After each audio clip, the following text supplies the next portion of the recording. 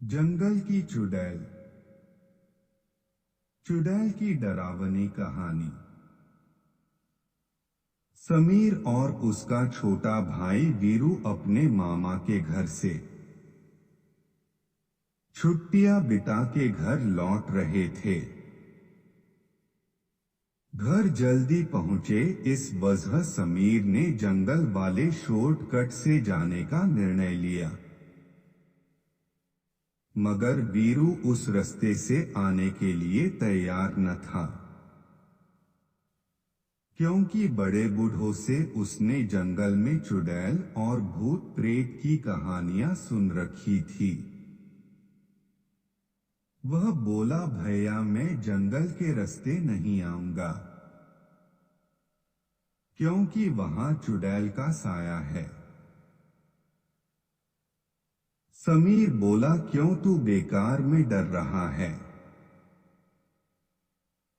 तेरा बड़ा भाई है ना तेरे साथ, और ये भूत प्रेत चुड़ैल कुछ नहीं होता, सिर्फ मन घड़न कहानियां होती है। और फिर हमें घर जल्दी भी तो पहुंचेंगे। किसी तरह समझा बूझा के समीर ने उसे मना लिया और कार पक्की सड़क छोड़ के जंगल के रास्ते मोड़ ली। तकरीबन 10 मिनट गाड़ी चलाते रहने के बाद उन्हें एक झोपड़ी दिखाई दी,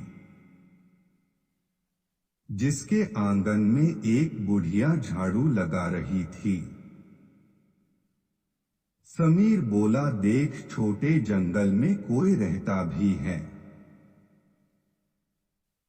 वीरू बोला, भाई पक्का इंसान ही है ना, या फिर कोई चुड़ैल? समीर बोला, फट्टू साले तू कहीं ले जाने के लायक नहीं है, तू सो जा। इतना बोल के समीर उस पे हंसने लगा। आगे चलकर थोड़ी देर बाद उन्हें फिर से वही झोपड़ी दिखाई दी, और वही बुढ़िया आंगन में बैठी थी। वीरू बोला, समीर भाई देखो वही बुढ़िया और झोपड़ी यहाँ फिर से आ गई। लगता है आज हम मरने वाले हैं। समीर बोलो, फिर से हो गया तेरा चालू, कोई और झोपड़ी भी तो हो सकती है। बुढ़िया को हमने नजदीक से थोड़ी न देखा है। ये बोलकर उसने वीरू का मुंह बंद करा। पर थोड़ी देर बाद जब वही झोपड़ी फिर से दिखी और इस बार समीर की भी फटके हाथ में आ चुकी थी, डर से उसका चेहरा पीला पड़ने लगा, और वीरू के चेहरे पर तो हवाइयां उड़ चुकी थी।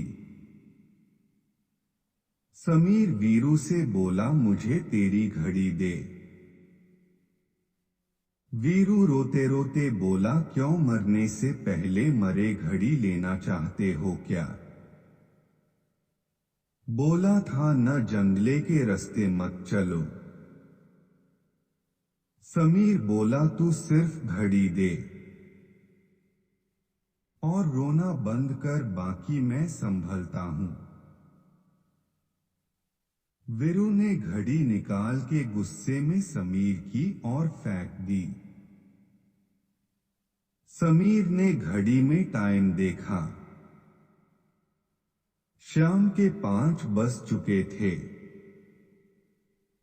उसने वह घड़ी कार से उस झोपड़ी के नजदीक रास्ते में एक जगह ही गिरा दी और गाड़ी तेजी से भगाई। थोड़ी देर बाद उन्हें वह झोपड़ी वापस दिखी, पर इस बार बुढ़िया वहां नहीं थी।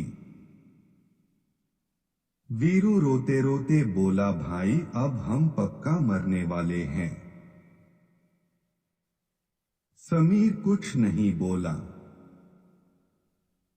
झोपड़ी के नजदीक पहुंचकर उसी जगह उसने गाड़ी रोक दी तो उसे वीरू की घड़ी वही पड़ी मिली।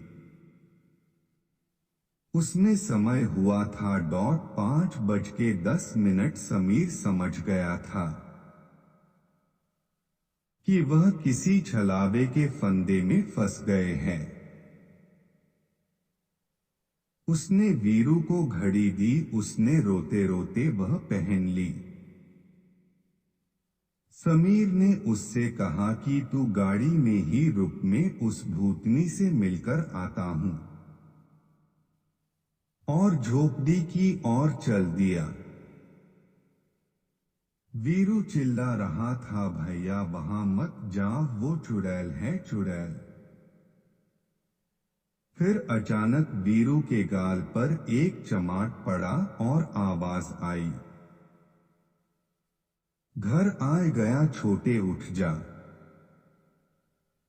और वीरू आंख मलते हुए उठा तो गाड़ी घर के आंगन खड़ी में थी और समीर कार से सामान निकाल रहा था। और जब वीरू ने घड़ी में समय देखा तो 5:10 हो रहे थे। समीर ने आके उससे पूछा, तू नींदम क्या बड़बड़ा रहा था? बे आज हम मरने वाले हैं, आज हम मरने वाले हैं। समीर की बात सुन के वीरू खुद पे ही हंसने लगा।